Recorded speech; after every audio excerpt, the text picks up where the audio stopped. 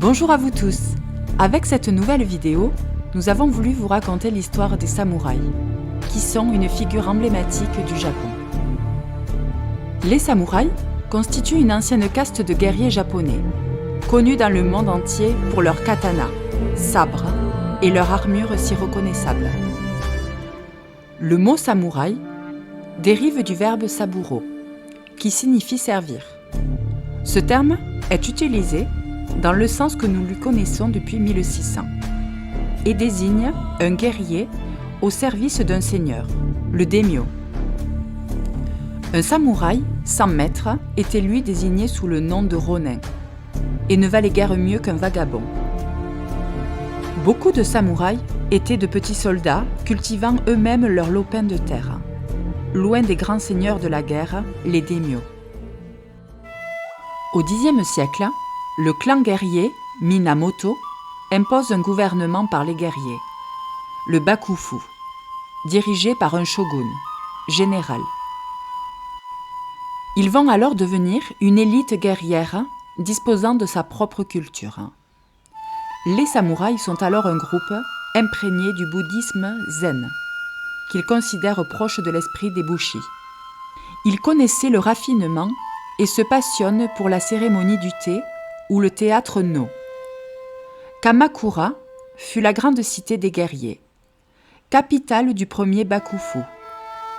On y voit encore aujourd'hui le festival Yabuzam, qui rappelle les concours entre guerriers.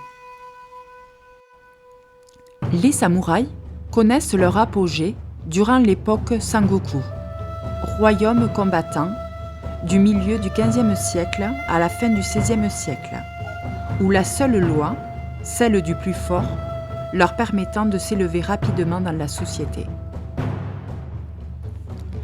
C'est à cette époque qu'apparaissent les grands châteaux comme ceux d'Osaka, d'Himeji ou de Kumamoto.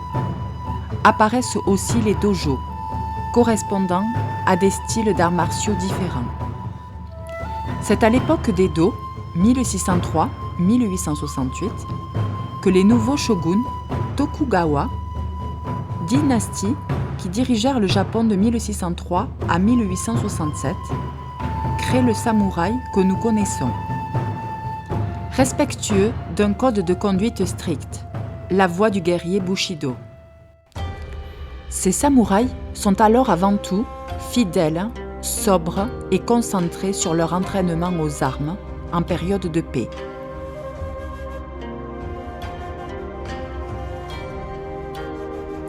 Le samouraï maniait également parfaitement l'arc japonais, apuli, yami, ainsi que la lance, yari.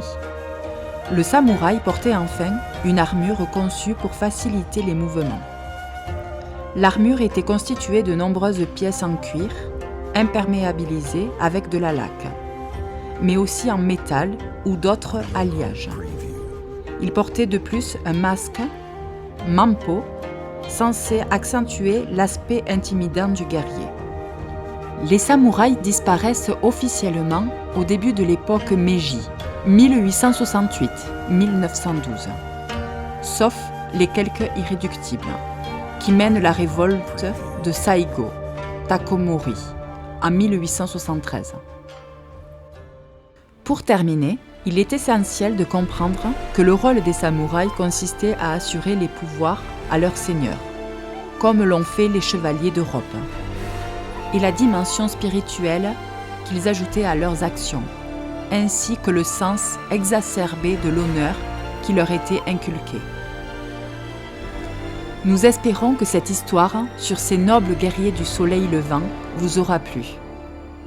À bientôt pour une nouvelle aventure.